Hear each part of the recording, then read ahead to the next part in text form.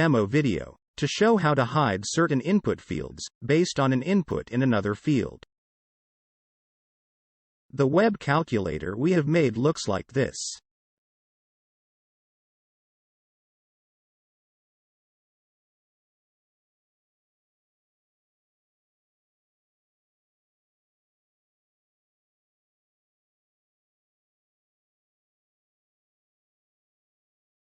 You can see, we have put a group button in row 4. Please give attention to the last column titled Rules for this row.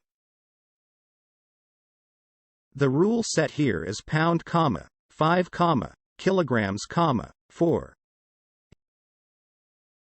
What it means is that, if the user selects pound as a unit, hide row, input row number 5.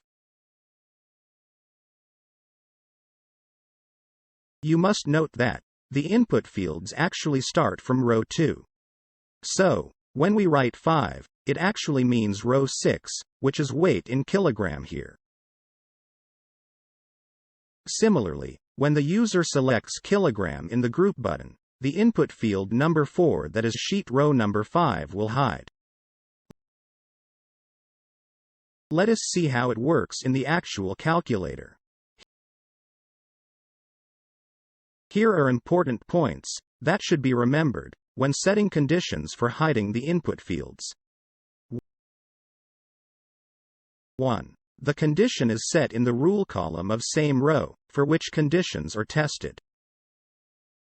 2. Syntax for setting rules is to write conditions, then comma, and then number of rows that should be hidden, if the condition is true.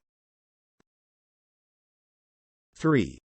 The input field number is row number -1, because input fields start from row 2. That's it. Happy building web calculators.